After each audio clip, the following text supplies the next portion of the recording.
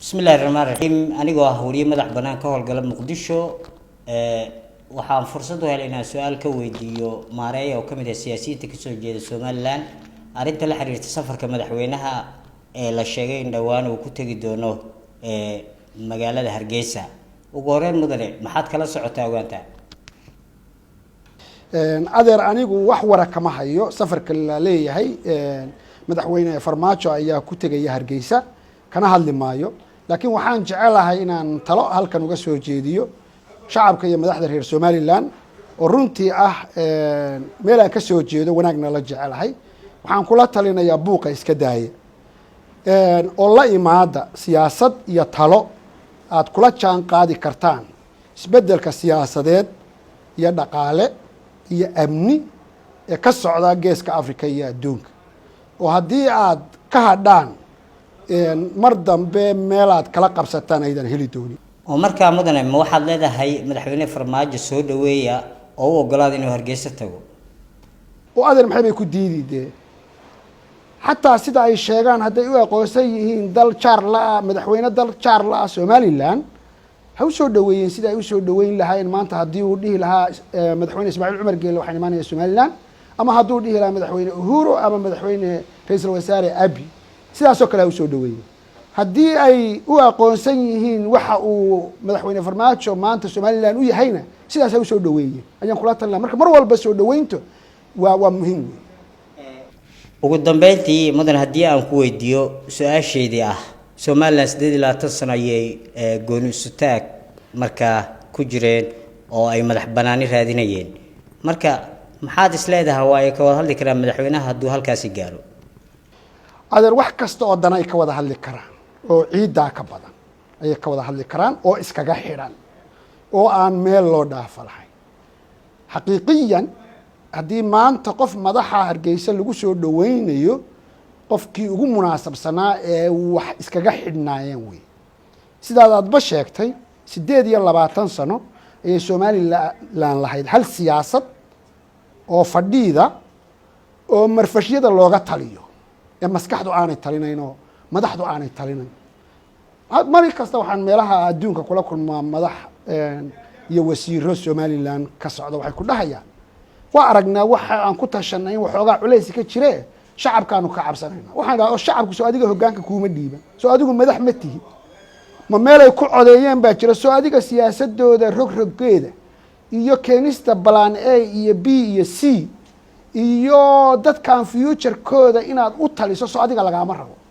ma dadka marfashada ku qayilaya baad ayaad leedahay siyaasadda uga cabsanaya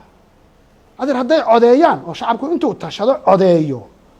oo ku codeeyo weligaan sidaanaan ahaanaynaa ha fekerin halkaanaan ku jiraynaa cidna ha arkin cidna ha maqlin dee taas shacabku kuma dhihin baan ku laakiin mas-uuliyaddaada dayacaysaa shacabku dhibaato loo geystay oo aniga laftigaygu aan la qabo oo madaxweynuhu qiray ayay koseen ka qabaan laakiin ninkii rogrogi lahaa ninkii wax uga soo saari lahaa ninkii future-kooda iyo dowladnimadooda iyo noloshooda ka talin lahaa sida ay ku wanaagsan tahay waa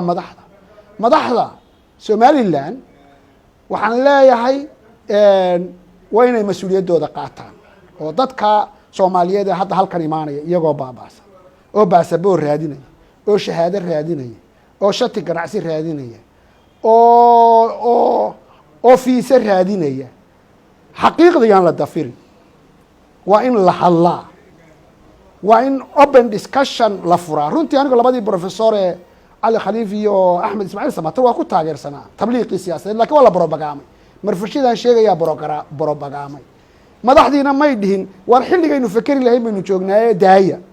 ha hadleena daaya ama dadka waxgalka labeentiisa inta la isu keeno la dhaho war 28 sano kadib maxaynu yeelnaa adduunka siyaasaddiisa waa isbedelaysaa gobolka siyaasaddiisa waa isbedelaysaa Soomaaliya hadda dawladeedu xoog bay leedahay taladeeday qaadanaysaa haddii taladeedii haddayna ku keento sidaynu uga bixi karnaa berigii ay jamaacada ahaayeen maahan haddii ummadii haddii meel lagu qufulo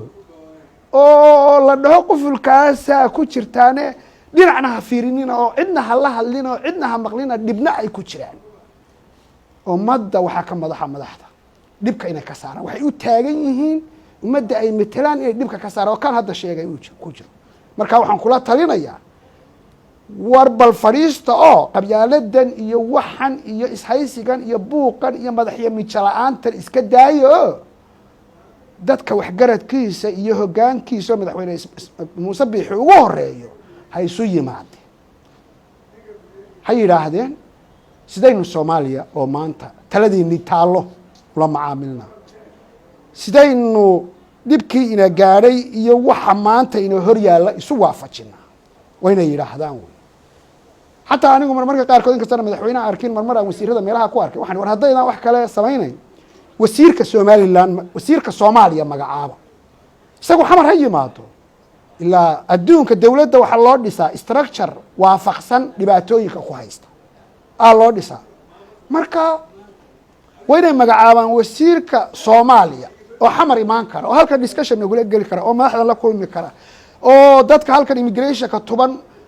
u fududayn kara oo ya waa inay magacaabaan marka anigu waxaan leeyahay war siyaasadda marfashka iyo qaylada iyo dhinacna loo dhaqaaqi maayo iyo waxba maqli mayno iyo waxba arki mayno hadda kadib ma shaqayn karto maskaxa shaqayso waa mahadsantahay su-aal kale ma qaadi karo waa mahadsantahay